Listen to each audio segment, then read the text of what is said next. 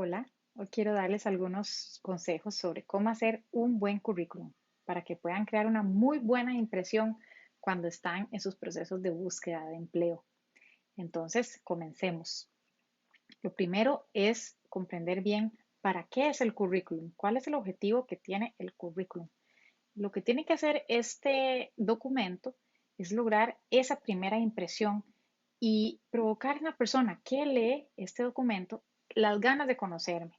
Entonces, el currículum lo que tiene como objetivo es ayudarme a conseguir una entrevista.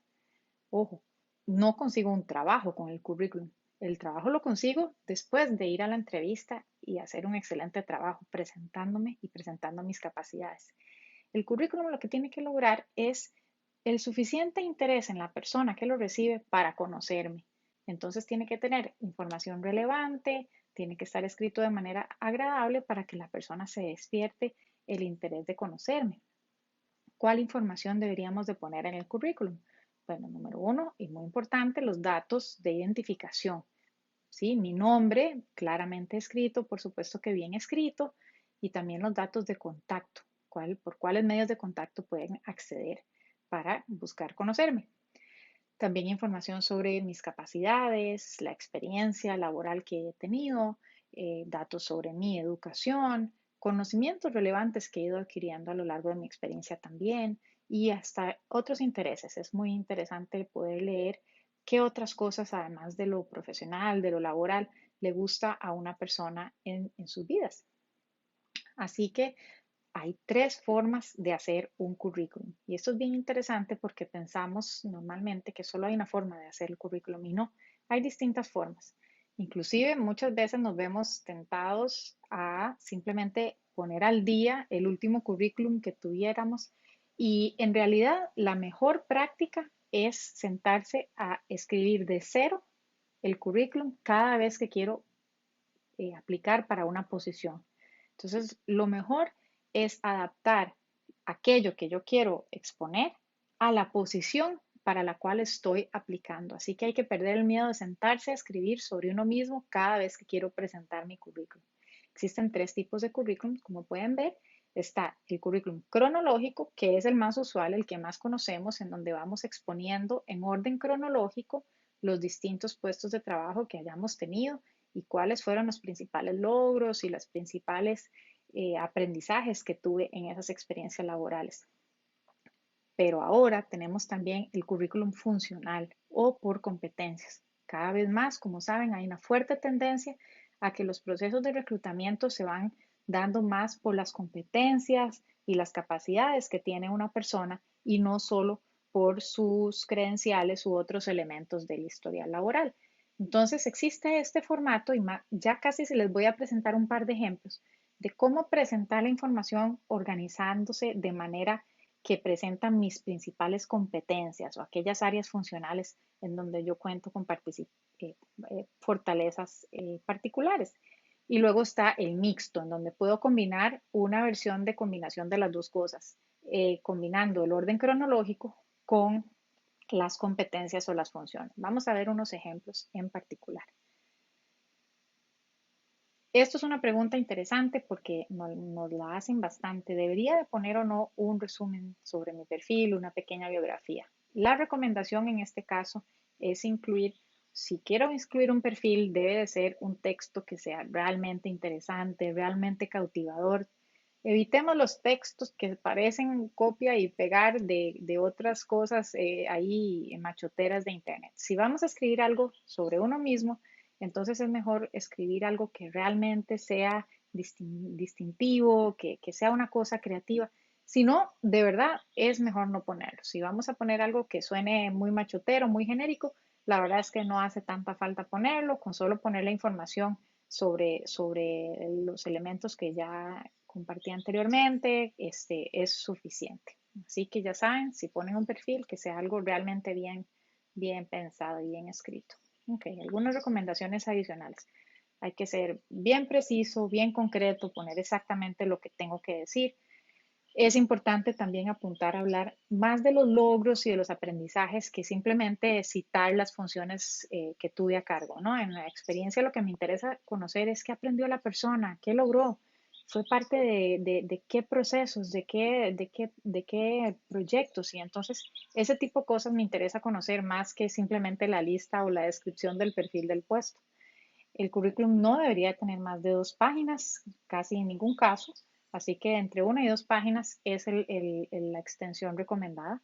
También es importante organizarlo por secciones, como mencioné antes, la sección que tiene que ver con educación, la que tiene que ver con mis competencias, la que tiene que ver con la experiencia y el historial laboral, etcétera. Luego, no es necesario poner ni los atestados con el currículum. Adjunto al currículum no hace falta poner nada de esto, solo la información que les he estado describiendo. Y luego es bueno utilizar palabras clave o keywords, utilizar palabras clave para describir justamente esos logros y esas cosas que definen mi avance de carrera. Otras cosas importantes, pues si uno tiene elementos para poder mencionar algunos números, vale la pena, sobre todo cuando estoy describiendo mis logros, el tamaño de números de las cosas en las que estuve involucrada, casi siempre eso también agrega valor en el currículum. Utilizar voz activa, apropiarse de los logros, apropiarse de las experiencias. Hice tal cosa, ejecuté tal otra, guardarlo en PDF. Por favor, no compartan documentos que no estén en ese formato porque no sabemos si se pueden desconfigurar en las computadoras de otras personas. Así que si lo van a mandar por correo, mándenlo en PDF. Y además uno puede incluir un montón de cosas que tengan que ver con experiencias de voluntariado en la comunidad o en el colegio. Hay una infinidad de experiencias de vida que me han aportado posibilidad de desarrollar capacidades. Entonces, todo eso vale la pena mencionarlo, aunque yo considere que no sea relevante si he tenido participación en actividades deportivas, en infinidad de cosas que pueden ser sumamente interesantes para la persona que lo está leyendo, inclusive si no me salieron bien, inclusive, por ejemplo, pequeños negocios en los cuales incursioné y si no salió muy bien, igual aprendí muchas cosas. Entonces vale mucho la pena mencionarlo y llevarlo también justamente a la entrevista. Entonces, aquí unos ejemplos, aquí pues les presento el mío para que no se haya problemas de confidencialidad con nadie. Les cuento pues un ejemplo de cómo organizaríamos. Este es un ejemplo del currículum funcional, perdón, cronológico. Como pueden ver, tenemos el orden cronológico. Bueno, se presenta la educación en orden cronológico y se presenta el puesto actual, ¿verdad? Con una pequeña descripción de ese puesto actual y abajo vendrían las otras posiciones en orden cronológico, ¿verdad? ¿Se debería poner la educación primero o después? Bueno, esa es una pregunta que nos hacen también usual. En realidad depende de qué es lo primero que quiero que la persona lea, la persona que recibe el currículum, qué es lo que quiero que lea primero, ¿verdad? Porque lo primero que lee es lo que le crea esa impresión sobre mí, ¿verdad? No hay segundas oportunidades para las primeras impresiones. Entonces, ¿qué es lo importante que la persona lea primero? ¿La educación o la experiencia laboral? Tal vez si yo soy una persona joven, estudiante, recién graduada, y quizás lo más relevante todavía de mi historial de carrera sea mi educación, entonces vale la pena que lo ponga de primero. O si tal vez estoy presentando mi currículum para una situación de un contexto académico, etcétera, entonces puede ser que sea importante poner primero la educación, que sea lo primero que se lee. Y en segundo término, poner el historial cronológico laboral, ¿verdad? En otros casos, tal vez es mejor presentar primero el historial cronológico porque es lo más robusto, es donde está la información, pues como más de peso, y pongo la educación de segundo, no importa. Ese es el currículum cronológico que conocemos tradicionalmente. Ahora les presento un formato en donde se acomodaría la misma información, pero desde un punto de vista de competencias o funcional. Entonces podemos ver que presentaríamos las distintas competencias. En este caso mío, escojo 3 competencias o skills o funciones en las cuales puedo demostrar con evidencia que tengo un dominio avanzado, que tengo suficiente experiencia que me ha permitido desarrollar esas habilidades. Entonces, en esas distintas secciones de mis habilidades, de mis funciones a cargo, pues yo presento la evidencia, en cuáles proyectos pude desarrollar esto, con cuáles ejemplos, etcétera. Entonces, escojo en qué momentos fue que yo tuve la oportunidad de demostrar el dominio de esas competencias.